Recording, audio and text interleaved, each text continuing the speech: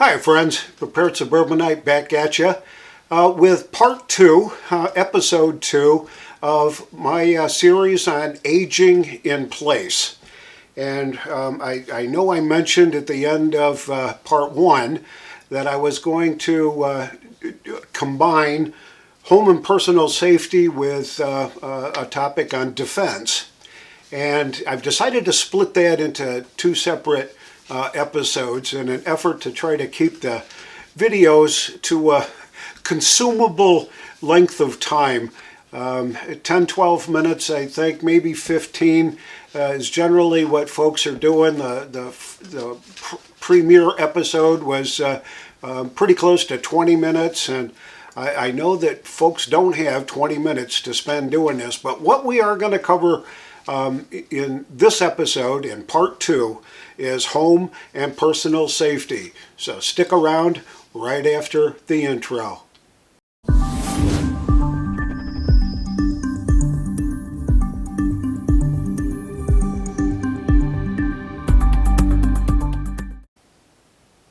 I compiled a lot of the information that I'm about ready to share with you all from a number of different sources, from the CDC, the Centers for Disease Control, the Aging Institute, medical places like WebMD, places like that. The Council for Aging is one of the resources that I used.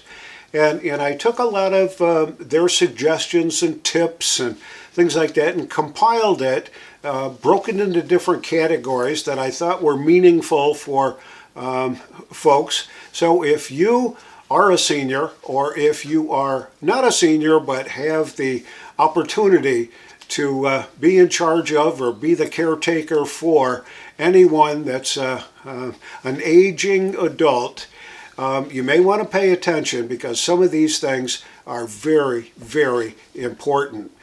If you watched the first part 1, and you found it to be helpful and interesting, I ask you to click on the like button down below, hit subscribe, and if you're already a subscriber, go check and make sure you still are, and share this with folks that you think could benefit from this kind of information. So let's jump right in. First up, fire extinguishers and or fire blankets in your kitchen or wherever you're working around open flames. That's generally your kitchen. Make sure you know how to use that fire extinguisher. I know that they're for sale at hardware stores. You can get them at big box stores like Costco and BJ's, whatever the Walmart one is, I can't remember now, Sam's Club. They generally sell them in a 2-pack that runs 25, maybe 30 bucks by now, and they'll that gives you an opportunity to have one where you need it and to use the other one as a tool to practice. So if you can, take it out in your backyard or out in your driveway, put some leaves on fire, whatever, and know how to use that fire extinguisher. Know the pin to pull, know the handle to squeeze, know what you need to do and how to spray it from side to side. Practice with it at least once. Generally, you'll never forget. We used to, when I was in the hospital business, even folks in the business office and in finance had to train on fire extinguishers at least once a year as part of the safety protocols. So I would suggest you do that. And if you pick up a 2-pack, you still got one you can use and one that you can use to practice with. Related to fires, don't wear loose clothing around cooking or around open flames. I've seen it happen where you get the baggy sleeves and stuff like that, and you get a little too close to that open flame, and depending on the materials that are involved, they can go up very, very quickly. And then you got to try to figure out how to put that thing out safely. And most folks just run to the sink and douse some hot water on their burning clothes. I would think that would sort of work okay, but never ever throw water on a fire on your stove. That will just make things even worse. It's generally grease that's burning or food that's burning, and if you throw water on there, it's just going to disperse the flames and make things entirely worse. So be careful how you extinguish your fires.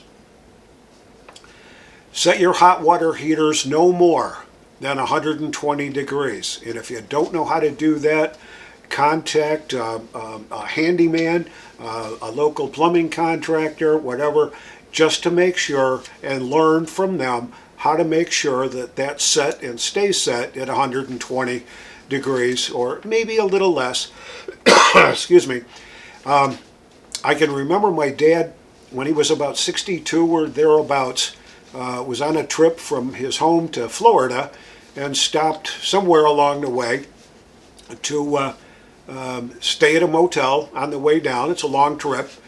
And went to take a shower, stepped across the tub shower combination, stepped into the shower, and slipped on the floor inside the tub.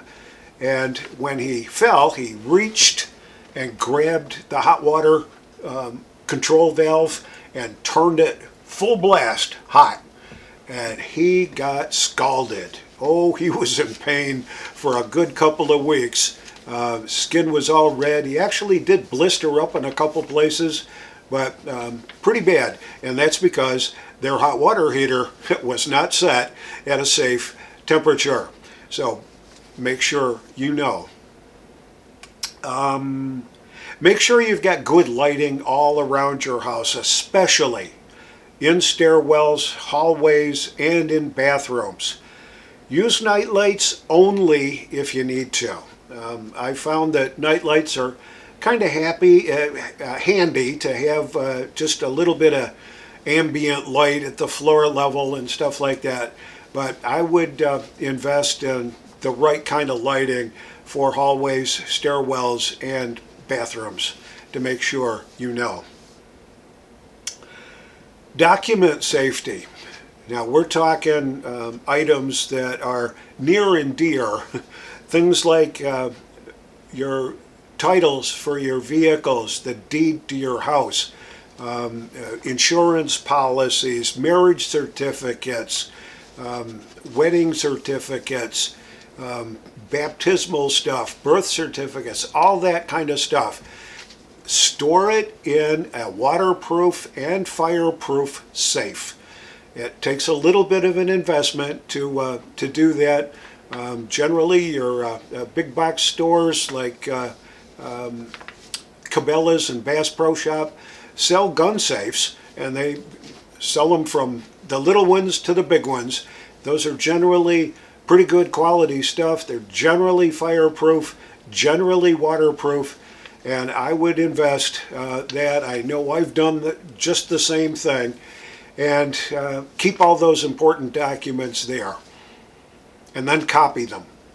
Copy all the documents, make PDFs out of them, do whatever you need to do through a printer or a scanner or whatever you can, and place all those copies on a flash drive or two, or maybe more. And put one in a separate safe place in your house so that you've always got at least a backup for your original documents just in case. And I would put a spare in your vehicle, in a bug out bag, so that you've got it with you if you ever have to evacuate your home in any kind of a crisis type situation. You may need to prove who you are, what you own, all that. So I would suggest you do that with your documents. Be a Greyman. Now you can look up, in fact I would suggest you do, Google or do whatever search engine you use and look up Greyman. Doesn't matter how you spell it, Grey or Gray. You'll find a ton of resource out there, particularly on YouTube, on how to be a gray man. And what that means at the global level is that you want to be able to blend in with your surroundings, that you don't want to stand out in the crowd. You want to be under the radar. So if anything untoward does happen, we get invaded by a foreign power, or there's a SHTF kind of an event, you don't want to stand out from the crowd. You don't want to be wearing loud and boisterous clothes. You don't want to be wearing evening gowns if you're evacuating a flood zone.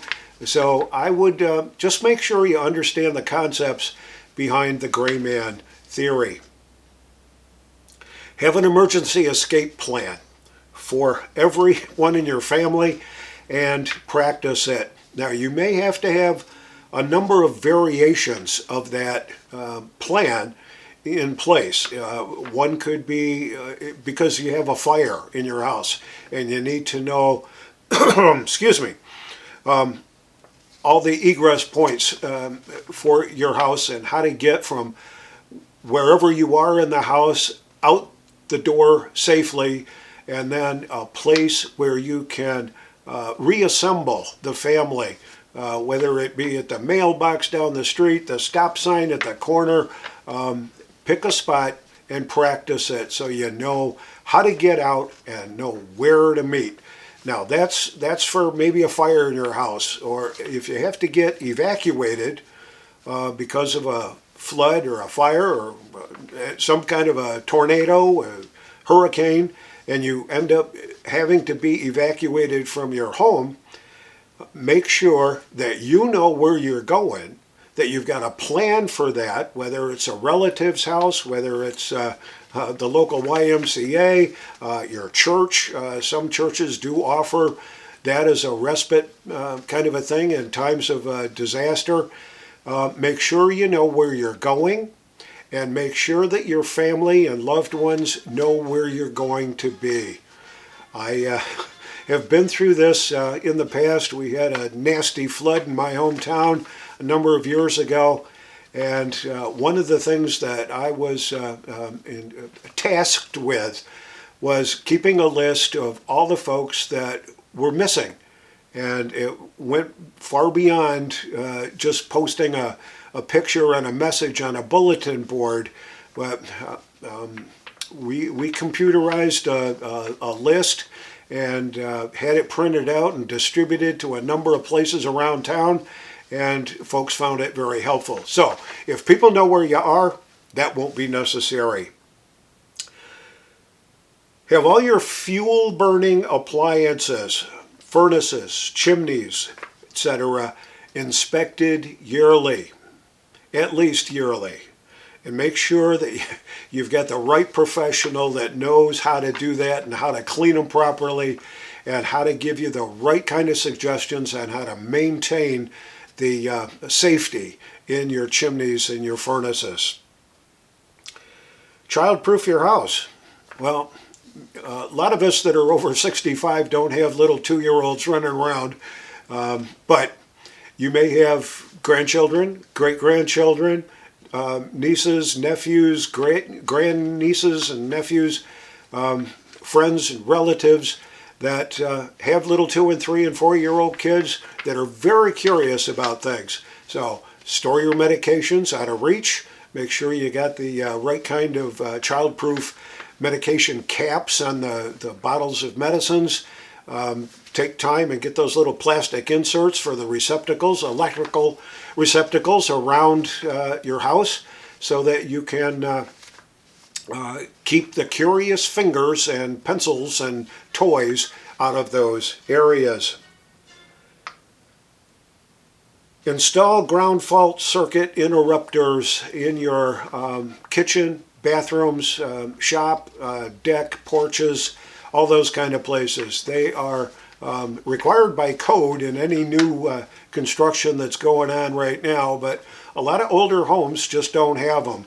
And it's well worth it, and it's really not all that expensive for a local handyman or a local licensed electrician to come in and swap out those old-fashioned ones with the up-to-date GFCIs that will, they're like a circuit breaker. And if something happens, that they'll just shut right off and make it a little bit more safe for everybody involved. Move your light switches so that they are absolutely easy reach if you're confined to a wheelchair or a bed, something like that. Now, most of the ones that are in this house are conveniently located. I could reach it from any kind of a wheelchair or whatever, but you may want to take a look around if you live in an older home, where the light switches and things are, and if they need to be relocated, while your electrician's there installing your GFCIs, maybe they can move your light switches around so that they are in the right spot for you. Another kind of expensive way is widen your doorways and widen your hallways. Now that can be a major renovation, but if you're confined to a wheelchair and you've got narrow doorways in your house, it's going to be really difficult for you to navigate from room to room if you got to go through a skinny doorway. So if you can, try to get those, take a look at those and make sure that you can navigate those. And if they have to be widened, it may be worthwhile for you, personal circumstance of course, to invest in getting those doorways widened. I guess the final suggestion is to replace the round doorknobs with a lever action kind of a thing. And I'm sure that there are safety pros and cons on both sides of this, but it's popped up in a couple of different places as the right thing to do is to replace the round doorknobs with the lever types. I'm not going to get into theory on why one is better than the other, but there it is. So, if you found this video helpful, if you found these tips valuable, please hit the like button down below. Make sure you're subscribed and share this with friends and folks that need to know. This is the Prepared Suburbanite, and I'll see you all, and be prepared always, and I'll see you all on the next video.